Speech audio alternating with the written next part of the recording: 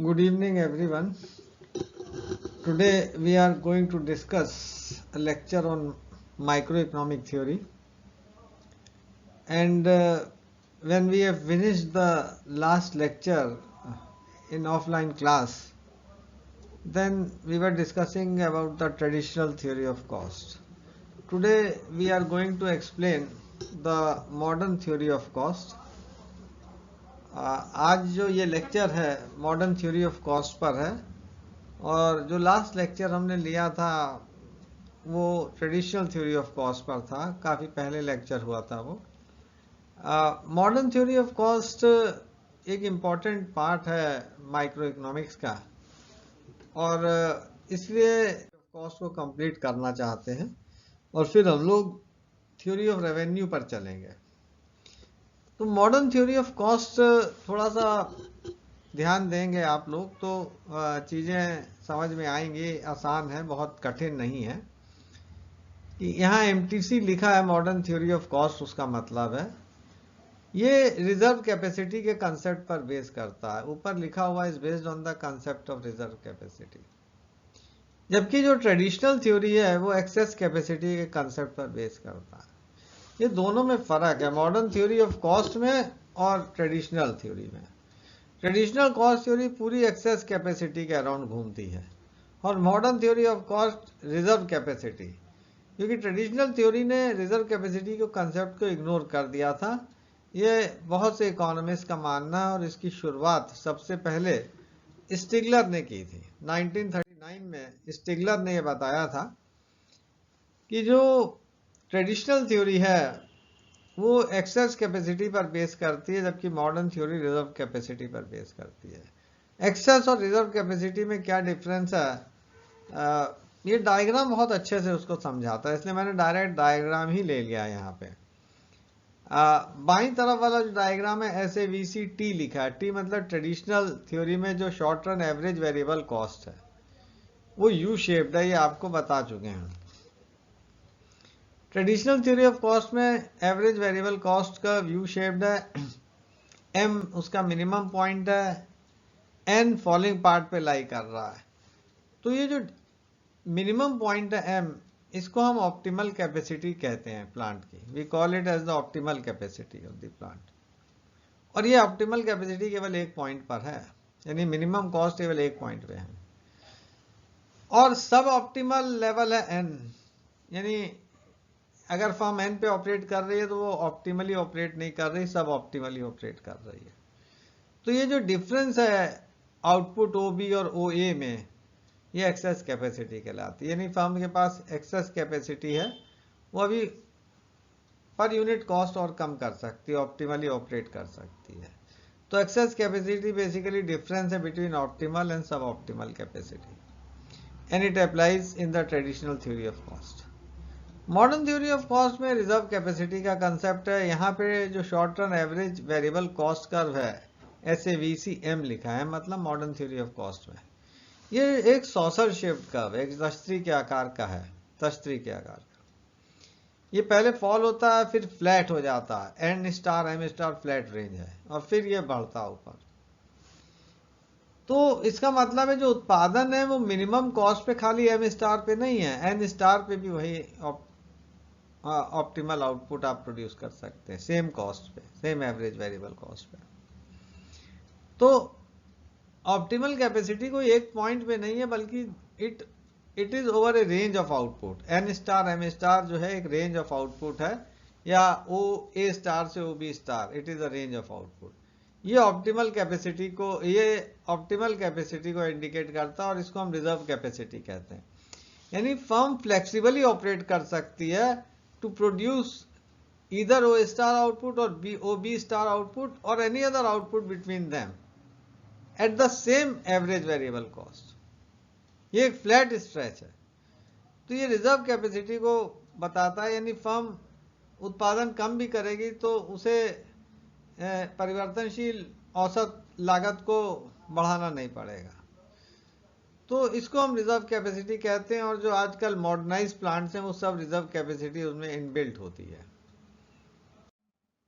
यहाँ पे उसी चीज को हमने एक्सप्लेन किया जो डायग्राम में बताया था कि ट्रेडिशनल कॉस्ट थ्योरी में firm operate at less than optimal level and difference in output between optimal and sub optimal OB minus OB is called as the excess capacity. वो जो ए बी पोर्शन है वो access capacity कहलाता है। 1939 में स्टेगलर ने ये बात उठाई थी कि एक फ्लैट स्ट्रेच है वेरिएबल कॉस्ट में, और वो इंडिकेट कहता है कि जो मॉडर्न थ्योरी ऑफ कॉस्ट है उसमें रिजर्व कैपेसिटी का कंसेप्ट इन्वॉल्व है। अब ये रिजर्व कैपेसिटी लिखा हुआ लास्ट पैरा में allows flexibility to a firm to optimally adjust production, कि रिजर्व कैपेसिटी फर्म को एक फ्लेक्सिबिलिटी प्रोवाइड करती है कि वो प्रोडक्शन को ऑप्टिमली कम ज्यादा कर सकती है without raising per unit average cost, without raising per unit variable cost. और अब यहाँ पे ये बताया है कि फर्म रिजर्व कैपेसिटी क्यों मेंटेन करती है, why the firm maintains the reserve capacity. अब उसके यहाँ पे 6 कारण दिए हुए हैं, एक एक करके हम डिस्कस करेंगे। पहला है to maintain adequate supply of good at optimal cost of production even when demand increases because of seasonal and cyclical factors. कई बार जैसे कुछ प्रोडक्ट हैं जो सीजनल या साइक्लिकल नेचर के होते हैं, अम्ब्रेला है, बरसात में जरूरत पड़ती है। कई साइक्लिकल होते हैं, उनकी साइकिल 2 साल होती है, फिर रिसेशन आता है, फिर वो बढ़ते हैं, 3 साल 4 साल होता है कई होगा। तो सीजनल और साइक्लिकल फैक्टर्स हैं जो उत्पादन को प्रभावित करते हैं। कभी डिमांड कम हो जाती, कभी डिमांड बढ़ जाती है। तो ऑप्टिमली अगर फर्म प्रोड्यूस करना चाहती है तो तभी कर सकती है अगर उसके पास रिजर्व कैपेसिटी होगी, यानी वो मिनिमम एवरेज वेरिएबल कॉस्ट पे किसी एक बिंदु पर नहीं बल्कि रेंज ऑफ आउटपुट पे प्रोड्यूस करे। जब मांग बढ़े तो उसे प्लांट साइज ना देखना पड़े, वो उसी प्लांट को ऑप्टिमली ऑपरेट कर सकती है। दूसरा है population has the tendency to increase over time, कि जनसंख्या बढ़ती है और जो फर्म को मजबूर करती है कि वो अपनी सप्लाई बढ़ाए। और नीचे लिखा है कि firm to augment supply optimally, कि वो ऑप्टिमली सप्लाई को बढ़ाए, यानी without augmenting the cost of production, per unit cost of production. क्योंकि अगर वो ऐसा नहीं करती तो जो राइवल्स हैं, जो प्रतिद्वंद्वी हैं फर्म हैं, वो उसके मार्केट शेयर में उसको ले जाएंगे। तो कोशिश फर्म की ये रहती है, आप देखिए जैसे बहुत से प्रोडक्ट हैं सीजनल नेचर के, कोल्ड ड्रिंक्स हैं, तो सर्दियों में ये लोग 2 बोतल के साथ 1 फ्री इस तरह से बांटने लगते हैं ताकि जो है इनका मार्केट शेयर मेंटेन रहे, मार्केट शेयर में ज्यादा कमी ना आने पाए। और इसलिए फर्म की ये कोशिश रहती है कि ये मार्केट शेयर कम होगा तो दूसरी फर्म प्रवेश करके उसके मार्केट शेयर को प्रभावित कर सकती है। तो इसलिए फर्म्स के लिए जरूरी है रिजर्व कैपेसिटी मेंटेन करना कि वो प्रोडक्शन को ऑप्टिमली बढ़ा सके, ऑप्टिमली कम कर सके, और वो तभी पॉसिबल है जब रिजर्व कैपेसिटी का कंसेप्ट होगा। थर्ड यहां लिखा है आरसी मतलब reserve capacity. Reserve capacity facilitate firm to maintain their supply of goods in the market even when production is interrupted due to breakdown of machinery. कि अगर रिजर्व कैपेसिटी है तो फर्म हमेशा उत्पादन तब भी सप्लाई कर सकती है अगर कभी किसी कारणवश अचानक प्लांट बंद करना पड़े, ब्रेकडाउन हो जाए, ठीक से काम ना करे, क्योंकि रिजर्व कैपेसिटी की वजह से वो कुछ अपना स्टॉक मेंटेन करके रख सकती है। ट्रेडिशनल थ्योरी में ये संभावनाएं कम थी क्योंकि फर्म ऑप्टिमली केवल एक पॉइंट पे ऑपरेट करती है, और यहाँ पे firm optimally range of output पे ऑपरेट करती है, तो वो अधिक स्टॉक इन अपना बना कर रख सकती है, और अगर कभी ब्रेकडाउन मशीनरी की हो तो वो उस स्टॉक के माध्यम से मार्केट में सप्लाई मेंटेन कर सकती है। तो ये तीसरा बड़ा कारण है कि रिजर्व कैपेसिटी क्यों रखती है, कि even if there is breakdown of machinery firm should continue to augment the supply of good in the market. और चौथा कारण नीचे दिया है कि reserve capacity enables firm to undertake sales promotion activities to enhance their share in the market. अगर reserve capacity है तो फर्म, जैसे मैंने बताया कि अपने मार्केट शेयर को बचाने के लिए सेल्स प्रमोशन एक्टिविटीज कर सकती है, कि जैसे कोई 2 बोतल है कोल्ड ड्रिंक की, मैंने कहा 1 बोतल एक्स्ट्रा दे सकती है, तो सेल्स प्रमोशन एक्टिविटीज ही कर सकती है अगर खासकर नई फर्म है। तब एग्जिस्टिंग फर्म है तो उसको उतना सेल्स प्रमोशन की जरूरत नहीं रहती, लेकिन जो नई फर्म्स हैं, in order to augment their share they can undertake sales promotion activities, और वो तभी पॉसिबिलिटी है जब रिजर्व कैपेसिटी है, firm optimal production over range of output कर सकती है। फिफ्थ है, ये भी बड़ा इंपॉर्टेंट पॉइंट है, कि फर्म जब करंट इन्वेस्टमेंट अंडरटेक करती है, तो whenever firm undertakes current investment, तो वो ये सोच के नहीं करती कि वो आज कितनी मांग है उसको ध्यान में रख के कर रही है, वो फ्यूचर डिमांड को ध्यान में रख के करती है। तो इसलिए जो भी प्लांट साइज वो लेगी वो ऐसा होगा जिसमें रिजर्व कैपेसिटी हो, ताकि भविष्य में उत्पादन बढ़ाने के लिए उसे कॉस्ट पर यूनिट या वेरिएबल कॉस्ट पर यूनिट बढ़ानी ना पड़े। यही लिखा है कि current investment by firm in plant and machinery is always undertaken keeping in view the anticipated future demand, which necessitates to select that size of plant which allows sufficient flexibility, कि उसमें sufficient flexibility हो to expand business along optimal level of cost, यानी optimal level of cost पे वो अपने business, अपने उत्पादन को बढ़ा सके। बहुत इंपॉर्टेंट पॉइंट है ये। और lastly, plants and machineries are available in fix sizes, कि जो प्लांट्स और मशीनरी है वो फिक्स साइजेस में मिलती हैं, ये नहीं कि आप जो साइज चाहिए वो ले लीजिए। तो चूंकि फिक्स साइजेस में है, इसलिए फर्म वो प्लांट सेलेक्ट करेगी जो which provide enough flexibility to operate it efficiently over time, कि उसे वो एफिशिएंटली ऑपरेट कर सके ओवर टाइम, ऐसा प्लांट लेगी। ये 6 इंपॉर्टेंट आर्गुमेंट्स हैं कि why the firm maintains reserve capacity. इसको आपको ध्यान में रखना पड़ेगा, ये 6 पॉइंट को। अब यहां पे लिखा, these logical view points are enough to contradict U shape SAVC curve, यानी ये लॉजिकल आर्गुमेंट्स हैं जो इस बात को कॉन्ट्राडिक्ट करते हैं कि शॉर्ट रन में एवरेज वेरिएबल कॉस्ट कर्व का जो शेप है वो यू शेप नहीं होगा, rather it will be A saucer shaped curve, एक सॉसर या तश्तरी के आकार का उसका होगा मॉडर्न थ्योरी ऑफ कॉस्ट में, जैसा अभी आपको पीछे हमने दिखाया था। अब उसमें जो फ्लैट स्ट्रेच है, flat stretch of short run average variable cost curve SAVC in modern theory of cost implies that TVC curve is linear with an upward slope, कि जो फ्लैट स्ट्रेच है, फ्लैट स्ट्रेच, अगर हम flat stretch की खाली बात कर रहे हैं short run average variable cost curve में, उसको अगर हम ध्यान में रखें तो हम ये कह सकते हैं जो टोटल वेरिएबल कॉस्ट कर्व हो वो लीनियर है और अपवर्ड स्लोपिंग होगा लेफ्ट से राइट की तरफ, क्योंकि तभी एवरेज वेरिएबल कॉस्ट कर्व जो है उसमें फ्लैट स्ट्रेच आएगा।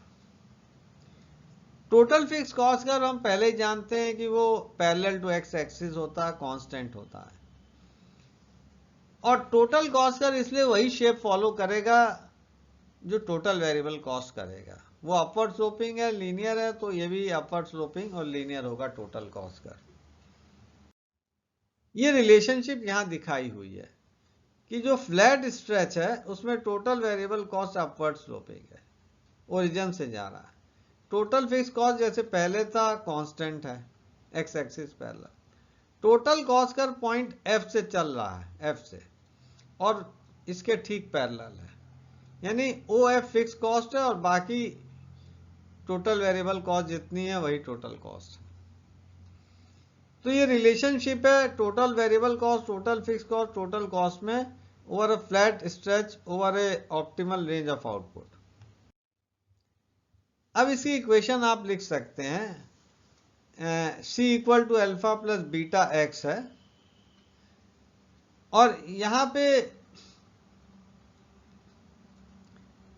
अल्फा कांस्टेंट टर्म है बीटा एक्स जो है ये टोटल वेरिएबल कॉस्ट है, और अल्फा प्लस बीटा एक्स यानी सी जो है वो टोटल कॉस्ट है।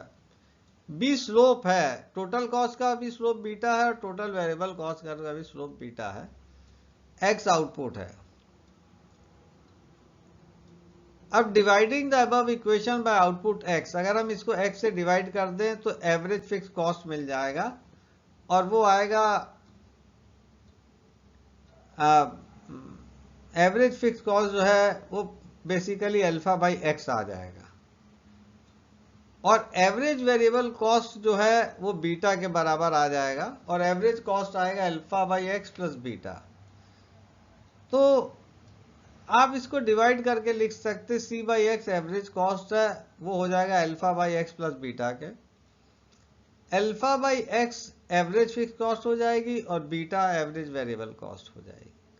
क्योंकि एवरेज वेरिएबल कॉस्ट कांस्टेंट है फ्लैट स्ट्रेच में, इसलिए बीटा है। आप इक्वेशन को डिफरेंशिएट कर दीजिए, डीसी बाई डी एक्स भी बीटा के बराबर है। DC by D x MC कहलाता है, यानी मार्जिनल कॉस्ट और एवरेज वेरिएबल कॉस्ट, इन दोनों का स्लोप सेम है इन द फ्लैट रेंज, दोनों कॉन्साइड करेंगे। एमसी कर कॉन्साइड विद एबीसी और फ्लैट स्ट्रेच, ये यहां लिखा हुआ है। अब यहां पे एक्सप्लेनेशन दिया है कि average fix cost alpha by x वो बराबर गिरेगा। एवरेज वेरिएबल कॉस्ट क्या पहले गिरता है, देन इट राइजेस, फिर वो थोड़ा ऊपर जाएगा, उठेगा।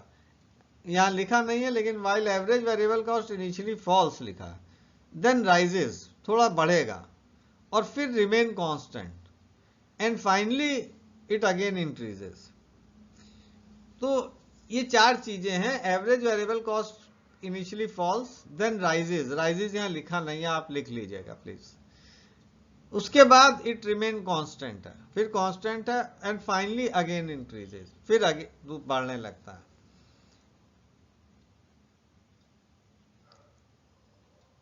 और नहीं, ये ठीक लिखा, sorry, I am sorry. Average variable cost initially fall, then remain constant and finally rises, ये ठीक है। मार्जिनल कॉस्ट का मैं सॉरी शेप आपको बता गया, आई एम सॉरी। ये ठीक है, this is correct, absolutely correct. while average variable cost initially falls, then remain constant and finally rises, it is absolutely fine, no change, sorry, no change. Average cost curve accordingly falls over the entire range, क्योंकि average fix cost fall करता है, इसलिए average जो variable cost है वो पहले गिरता है और फिर कांस्टेंट रहता है। तो जो फ्लैट स्ट्रेच है, over the entire flat stretch, उस पे एवरेज कॉस्ट गिरता रहेगा। अभी आगे हम वो शेप दिखाएंगे आपको। और over the entire flat stretch of AVC, यानी एबीसी का जो फ्लैट स्ट्रेच है उसके पूरे पे गिरेगा, and even marginally thereafter, उसके बाद भी थोड़ा गिरेगा वो, और फिर वो अपवर्ड स्लोपिंग होगा। तो average cost curve it falls gradually all through the flat stretch of average variable cost, और उसके बाद भी थोड़ा गिरेगा, and then it rises. MC curve क्या है, marginal cost curve initially declines, वो पहले गिरेगा, देन मूव अपवर्ड, ये शेप अभी आपको बता रहे थे, then move upward and coincide with ABC, और फिर एबीसी से कॉन्साइड करेगा, and finally move upward and pass through the lowest point of AC, और फिर वो अपवर्ड होगा और लोएस्ट पॉइंट एसी के पास होगा, और ये एसी का lowest point would lie to the right of the lowest point of the average variable cost, which indicates maximum optimal capacity, यानी वो लोएस्ट पॉइंट जो मैक्सिमम ऑप्टिमल कैपेसिटी दिखा रहा है, वहां से मार्जिनल कॉस्ट कर्व जो है वो होके जाएगा, ऊपर जाएगा। इस रिलेशनशिप को यहाँ डायग्रामेटिकली आप और अच्छे से समझ सकते हैं। ये देखिए, ऐसे वीसी है, पहले गिरा, कांस्टेंट हुआ और फिर बढ़ने लगा, जो आपको बताया था। मार्जिनल कॉस्ट पहले गिरता है, फिर ये बढ़ता है, और ये इससे एबीसी से कॉन्साइड करेगा और फिर बढ़ेगा। एवरेज फिक्स कॉस्ट यहां गिरता जा रहा है बराबर। अब एवरेज फिक्स कॉस्ट गिर रहा है, एवरेज वेरिएबल कॉस्ट गिर रहा है, इसलिए एवरेज कॉस्ट भी गिर रहा है। इसके बाद A B average variable cost constant है, एवरेज फिक्स्ड कॉस्ट गिर रहा है, इसलिए एवरेज कॉस्ट भी गिरता जाएगा बी तक। बी के बाद ये बढ़ने लगा है एवरेज वेरिएबल, लेकिन एवरेज फिक्स्ड कॉस्ट गिर रहा है, तो थोड़ी दूर तक एवरेज कॉस्ट और गिरेगा और फिर ये बढ़ने लगेगा जैसे कि एवरेज वेरिएबल कॉस्ट बढ़ रहा है। मार्जिनल कॉस्ट हमने आपको बताया ये गिरता है, ये फिर बढ़ता है और फिर कांस्टेंट होता है। ए बी और जो एवरेज वेरिएबल कॉस्ट है मार्जिनल ये कॉन्साइड कर जाते हैं और फिर मार्जिनल कॉस्ट का बी से पास होता है लोएस्ट पॉइंट से उसके जो मैक्सिमम ऑप्टिमल कैपेसिटी है और एसी के लोएस्ट पॉइंट से होके ये ऊपर चला जाता है। ये पूरी रिलेशनशिप जो पीछे एक्सप्लेन की है वो यहाँ डायग्राम में दिखाई है। बहुत ध्यान से इस डायग्राम को नोट कीजिएगा। एक्स एक्सिस पे आउटपुट है, वाई एक्सिस पे कॉस्ट पर यूनिट है। बहुत ध्यान से आप बनाइएगा इस डायग्राम को। अब यहां पे लिखा हुआ है since long run cost, since long run consist of different short run, यानी जो लॉन्ग रन है वो short run different short run period से बना हुआ है, इसलिए जो एलएसी कर्व है वो भी डिराइव हम short run average variable cost curve से करते हैं। और ई short run average cost curve जो है वो प्लांट साइज को इंडिकेट करता, प्लांट साइज को सिग्निफाई करता। ये पहले भी आपको ट्रेडिशनल थ्योरी में बताया था। मान लीजिए 3 साइज ऑफ प्लांट्स अवेलेबल हैं, SAC1, SAC2, SAC3। आगे डायग्राम बनाए हैं इनके। और यहां पे एक चीज और बताई गई है कि जो स्टैंडर्ड फर्म है, यूजुअली इकोनॉमिक थ्योरी में हम जिसे स्टैंडर्ड फर्म कहते हैं, वो ऑपरेट करती है 2/3 to 3/4 of the maximum optimal capacity of plant. कि मैक्सिमम ऑप्टिमल कैपेसिटी प्लांट की जितनी है, यानी जो पूरा फ्लैट स्ट्रेच है उसका जो अंतिम बिंदु है बी, जैसे पीछे दिखाया गया, तो जो स्टैंडर्ड फॉर्म है वो जो मैक्सिमम ऑप्टिमल कैपेसिटी है उसके 2/3 और 3/4 के बीच अगर ऑपरेट कर रही है, यानी 66 से 75% के बीच ऑपरेट कर रही है, तो हम उसे स्टैंडर्ड फर्म मानते हैं, क्योंकि कोई भी फर्म 100% पे ऑपरेट नहीं करती, मैक्सिमम 100% ऑप्टिमल कैपेसिटी है। तो अगर वो 2/3 से 3/4 के बीच ऑपरेट कर रही है तो हम उसे स्टैंडर्ड फर्म मानते हैं। और इसको हम ये जो 66 से 75% है इसे हम प्लांट लोड फैक्टर कहते हैं, PLF। तो प्लांट लोड फैक्टर क्या है? Is the ratio of, plant load factor क्या है? Ratio of current level of output to the maximum optimal level of output. यानी जो maximum optimal level of output है वो बी पॉइंट के करस्पॉन्डिंग हमने इंडिकेट किया था। अब करंट लेवल ऑफ आउटपुट जो है वो अगर उससे कम है, 2/3 या 3/4 के बीच कहीं है, तो ये जो रेशियो होगा current output to maximum optimal level of output, ये प्लांट लोड फैक्टर कहलाता। और अगर ये PLF 66 से 75% के बीच है तो ये मान लीजिएगा, ये समझ लीजिएगा इस बात को कि वो फर्म स्टैंडर्ड फर्म है। हमारे यहाँ बहुत सी बिजली कंपनियां, उनका PLF जो है 48% है, यानी वो अपनी ऑप्टिमल कैपेसिटी बहुत नीचे ऑपरेट कर रही हैं। ऐसा नहीं है कि बिजली की डिमांड नहीं है, डिमांड बहुत है, लेकिन जो पावर प्लांट है वो ऑब्सोलीट हो गए, पुराने हो गए हैं, अब उसमें उतनी उत्पादन क्षमता नहीं रही है। तो अगर डिमांड है और फिर भी प्लांट लोड फैक्टर कम है, 48% है, तो ये मान लीजिएगा कि वो जो इंडस्ट्री है, फर्म है, उसको अपनी मशीनरी और प्लांट्स बदलने की जरूरत है। और अगर डिमांड नहीं है तब कोई फर्म कम ऑपरेट कर रही है तो फर्म को डिमांड बढ़ाने की जरूरत है। तो प्लांट लोड फैक्टर आपको, आप देख के ये बता सकते हैं प्लांट लोड फैक्टर को, कि जो भी प्लांट लोड फैक्टर है उसको आप देख के ये बता सकते हैं किसी भी कंपनी का, अगर आप PLF देख लें कि वो फर्म स्टैंडर्ड फर्म है या नहीं है। अगर 66% से कम है तो फर्म स्टैंडर्ड नहीं है, कहीं ना कहीं या तो डिमांड डेफिशिएंसी उसकी है और या उसके प्लांट्स मशीनरी ऑब्सोलीट हो गई हैं, उनकी प्रोडक्शन कैपेसिटी गिर गई है। तो पीएलएफ प्लांट लोड फैक्टर बहुत इंपॉर्टेंट कंसेप्ट है, कई बार एग्जाम में भी पूछा गया। यहां लिखा हुआ since short run average cost curve declines all through the optimal range. जो ऑप्टिमल रेंज अभी आपको बताया वहां पे average cost curve short run average को डिक्लाइन करता है।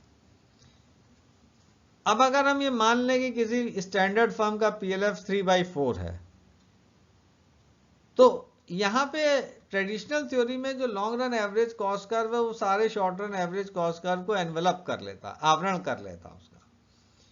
लेकिन यहां पे क्या है कि एवरेज कॉस्ट का बराबर गिरता जा रहा ऑप्टिमल कैपेसिटी, जो ऑप्टिमल रेंज ऑफ आउटपुट है।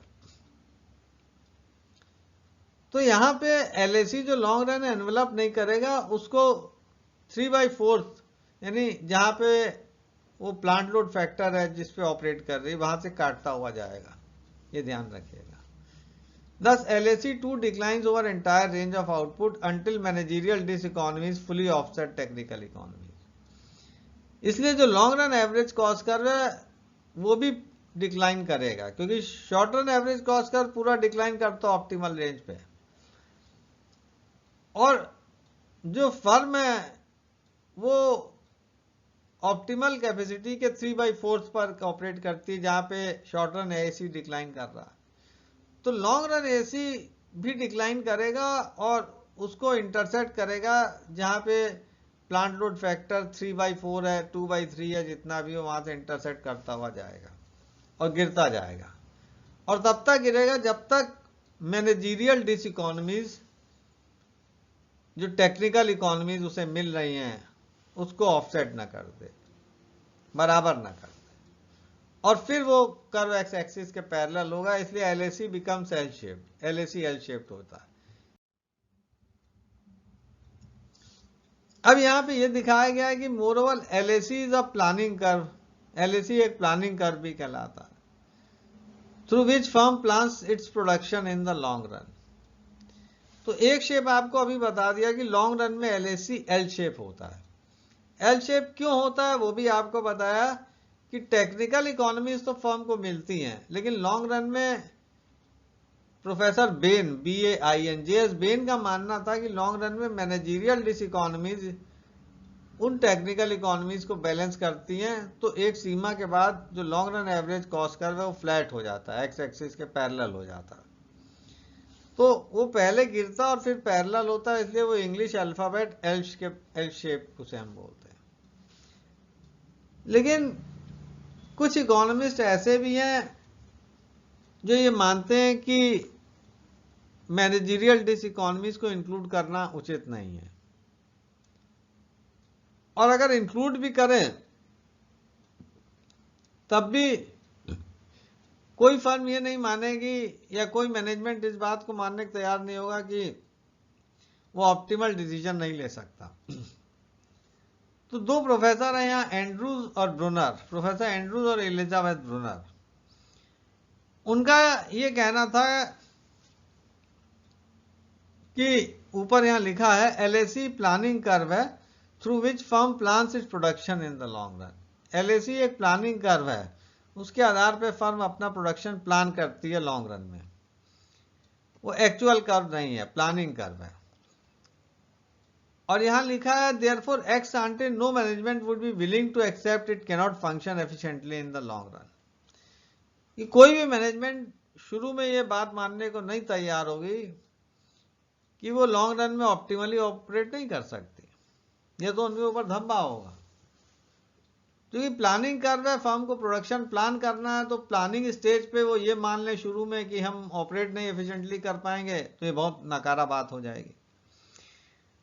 तो इसलिए उनका ये कहना था कि मैनेजरियल डिसइकोनॉमीज एग्जिस्ट नहीं कर सकती इनिशियल स्टेज पर, जब हम फर्म का प्रोडक्शन प्लान कर रहे हैं लॉन्ग रन में। और क्योंकि लॉन्ग रन का प्लानिंग कर रहा है तो वहां पे ये मानना कि मैनेजरियल डिसइकोनॉमीज होंगी, ये गलत है।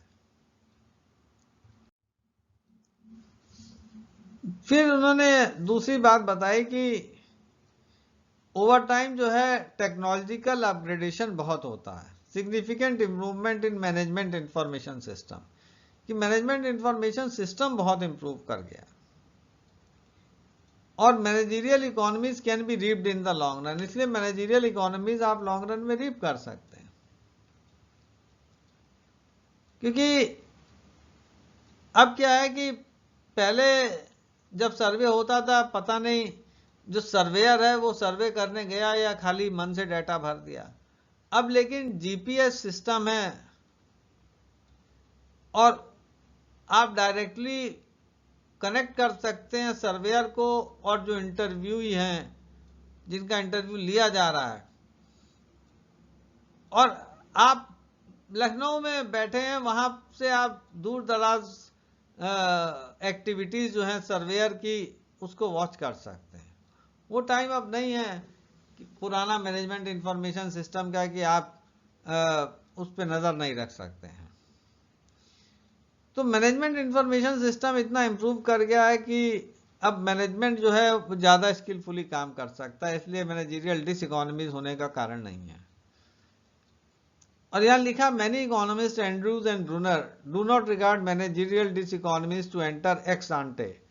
एक्स आंटे मतलब एंटिसिपेटेड प्लानिंग स्टेज पे in the cost estimation. Rather LAC curve gradually slopes downward for all range of output. इसलिए जो एलएसी कर्व है वो बराबर गिरता जाता है। मैनेजरियल डिसइकोनॉमीज अगर नहीं है तो बराबर गिरता जाएगा। And in this sense it is called as the inverse J shaped curve. Inverse J shaped curve. तो L and inverse J shaped curve यहां नेक्स्ट स्लाइड में बने हुए हैं। ये देखिए ये एल शेप कर्व है, ये फ्लैट हो गया, जैसे इंग्लिश अल्फाबेट एल है, गिरता है फिर फ्लैट हो जाता है। और ये 3 short run average cost curve है। इसको long run average cost curve, ये प्लांट लोड फैक्टर है 3/4 3/4 3/, यहां से काटता हुआ ये जा रहा है। इसको एनवेलप नहीं करेगा, इसको इंटरसेक्ट करता हुआ जाएगा और फिर फ्लैट हो जाएगा। और ये इनवर्स जे शेप्ड कर्व है जो एंड्रूज ने दिया था। L shaped curve professor Ben ने दिया, JS बेन, BAIN। और यहां पे भी वो 3/4 पे काटता हुआ चला जा रहा और ये धीरे धीरे फिर आगे गिरेगा LAC का। तो ये इनवर्स जे शेप्ड कर्व है। तो लॉन्ग रन में LAC का आकार एल शेप भी हो सकता है, इनवर्स जे शेप भी हो सकता है। अब कौन सा आकार होगा उसके लिए तमाम स्टडीज हुई हैं। इनवर्स जे शेप होगा, एल शेप होगा या यू शेप होगा, बहुत सी स्टडीज परफॉर्म की गई हैं। यहाँ पे 5 स्टडीज आपके लिए हमने रखी हैं, बहुत ब्रीफ में है। पहली है स्टैटिस्टिकल कॉस्ट स्टडी, ये जॉनस्टन ने दी और इसमें one can fit alternative forms of cost function.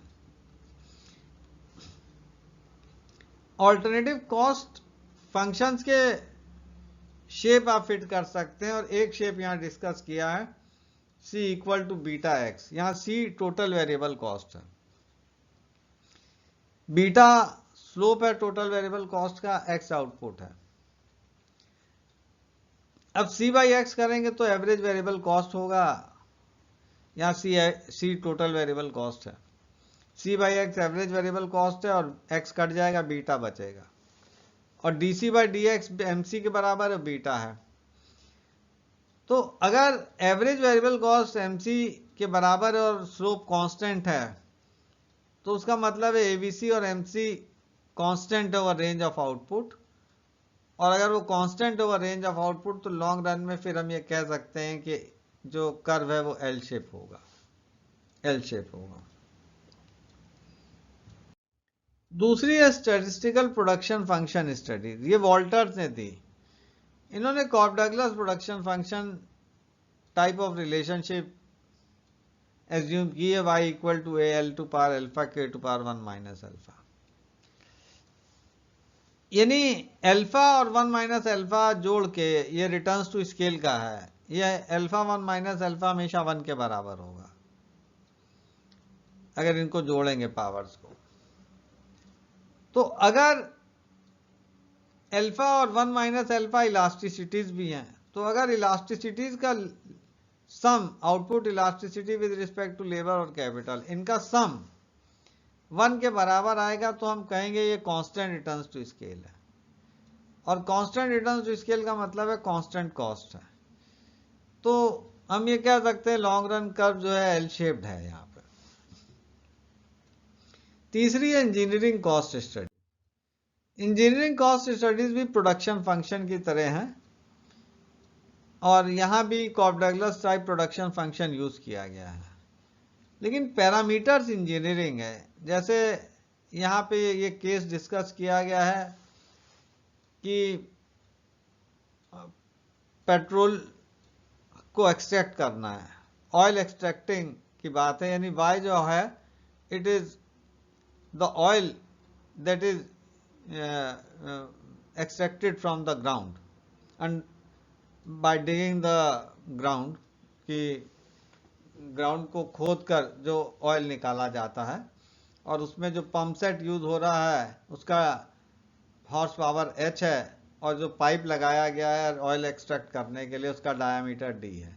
तो वेरिएबल्स इंजीनियरिंग टाइप है।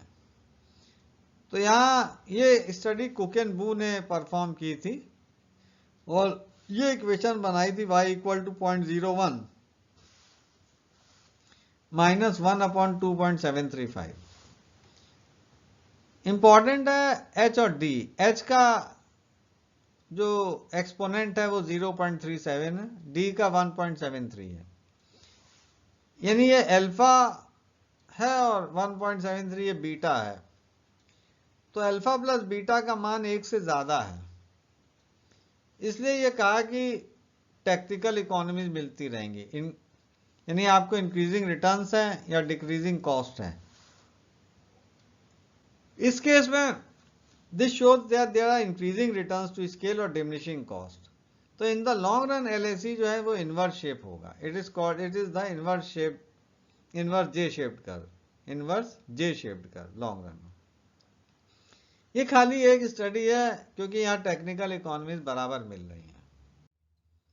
एक क्वेश्चनायर बेस्ड स्टडी है, ये आइटमैन और गुथरी ने परफॉर्म की। इसमें फर्म से ये कहा गया कि आप किसी एक शेप को टिक कीजिए। तो ज्यादातर फर्म ने ये बताया कि उनकी कॉस्ट लॉन्ग रन में नहीं बढ़ती है और वो कांस्टेंट रहती है ओवर रेंज ऑफ आउटपुट। तो इससे ये निष्कर्ष निकाला गया कि जो LAC है वो एल शेप्ड है। Questionnaire based study L shaped है। और लास्ट ये स्टडी है स्टिगलर की सर्वाइवर टेक्निक। ये डार्विन के कंसेप्ट पर आधारित है, survival of the fittest theory के। यहां पे क्या है कि स्टिगलर ने US स्टील इंडस्ट्री ली और उन्होंने उसको 3 ब्रॉड ग्रुप्स में बांटा। एक स्मॉल साइज, मीडियम साइज और लार्ज साइज, ये तीनों साइज दिए हैं, small, medium, large. Small size में 0.5, फिर 0.5 से 1 और 1.5 से 2.5, यानी 0.5 से 2.5 तक का एक ग्रुप लिया। मीडियम साइज में 2.5 से 5, 5 से 10, 10 से 25, यानी 5 से 25 का मीडियम साइज ग्रुप लिया। और लार्ज साइज एक ओवर 25 है, अबव 25। और ये स्टडी 1929 से 1951 के बीच की है। यहाँ 3 साल का शेयर दिया, 1930, 38, 51, 3 पॉइंट ऑफ टाइम पे। तो देखिएगा आपकी जो स्मॉल साइज है उनका शेयर गिरा है, 7, 6, 4, 5, 5, 5.37, 5.94 से 5.37 हो गया। 1 से 2.5 का 13 से घट के 9 रह गया। 2.5 से 5 का जो है वो थोड़ा बढ़ा है, 10, 16, 22, लेकिन बाई एंड लार्ज दोनों का शेयर कम हुआ है।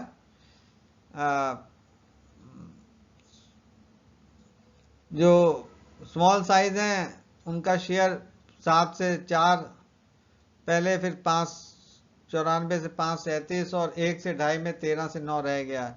मीडियम साइज में आप देखिए 2.5 से 5 है, 2.5 से 5 है, तो 10 से 16 और ये बढ़ा है। लेकिन 5 से 10 वाला देखिए घट गया है, 10 से 25 वाला बढ़ा है। तो मीडियम साइज का शेयर यहाँ बढ़ा हुआ है।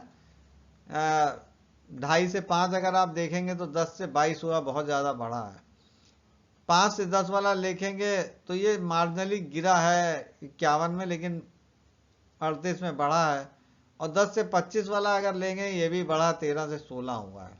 तो मीडियम साइज में ज़्यादातर जो 3 में से 2 ब्रॉड ग्रुप्स के बराबर बढ़े हैं, तो मीडियम साइज फर्म का शेयर बढ़ा हुआ है।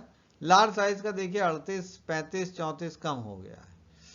तो ये माना कि जो स्मॉल और लार्ज साइज फर्म्स हैं ये एफिशिएंट नहीं है, इनकी कॉम्पिटिटिव एफिशिएंसी नहीं है, they are high cost firms, इनकी कॉस्ट बढ़ रही है और ये लोग लॉन्ग रन में एफिशिएंटली ऑपरेट नहीं कर पाएंगे, ये डिकेइंग फर्म है।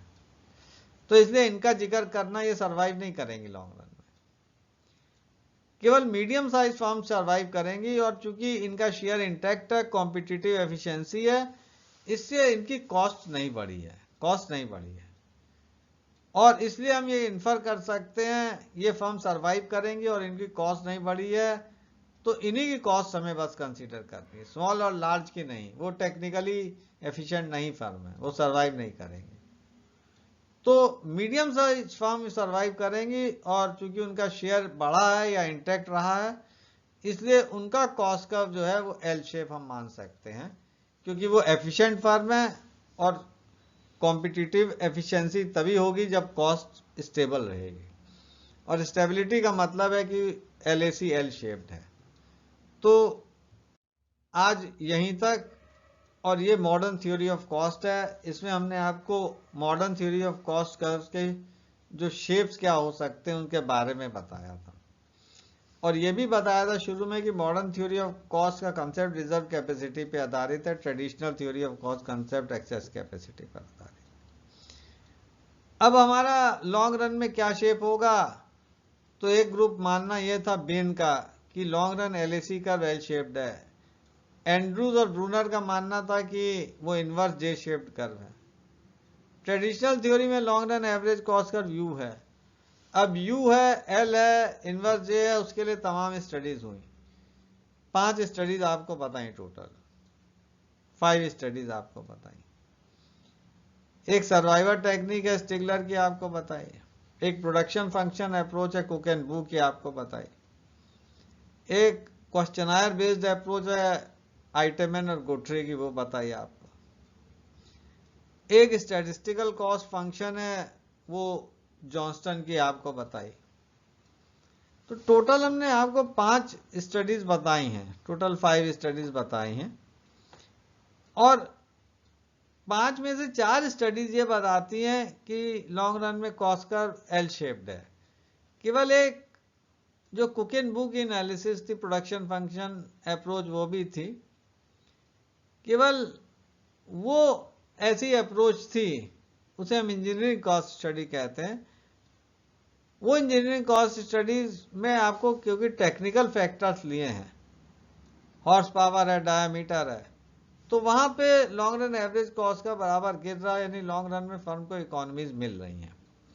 उस स्टडी को छोड़ दीजिए तो बाकी कोई स्टडी ऐसी नहीं है जो ये बताती है कि लॉन्ग रन में इनवर्स जे शेप होगा, बाकी सब एल शेप पॉइंट आउट करती है।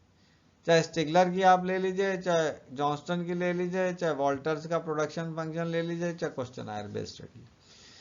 तो अब ये एक निर्णय हो गया कि लॉन्ग रन में प्रैक्टिकली कॉस्ट का एल शेप्ड होता है मॉडर्न थ्योरी ऑफ कॉस्ट में, लेकिन अभी इसका रोल कम है। जो इकोनॉमिक थ्योरी है वो ज़्यादा आज भी ट्रेडिशनल कॉस्ट थ्योरी पर ही बेस करती है। केवल आगे चल के जब आप 4th सेमेस्टर में जाएंगे तब आप थोड़ा पढ़ेंगे लिमिट प्राइस, वहाँ पे एल शेप कॉस्ट का रोल है, लेकिन बाकी ज़्यादातर जो मार्केट सिचुएशंस हैं वहाँ ट्रेडिशनल कॉस्ट थ्योरी है, और वहाँ लॉन्ग रन में एवरेज कॉस्ट कर्व और शॉर्ट रन में average cost curve U shaped ही है। तो मॉडर्न कॉस्ट थ्योरी को आज यहाँ पे हमने फोकस किया है, इसके बारे में पढ़िएगा, सुनिएगा और बताइएगा लेक्चर कैसा लगा। आपकी रिलक्टेंसी यहाँ दिख रही है, आपको सवाल दिए थे मगर आपने करके नहीं भेजे हैं, कर जरूर लीजिएगा क्योंकि आपके एग्ज़ाम किसी वक्त होंगे। तो good night and good wishes to you all. Okay, if you find time give your feedback. Thanks and good luck to you.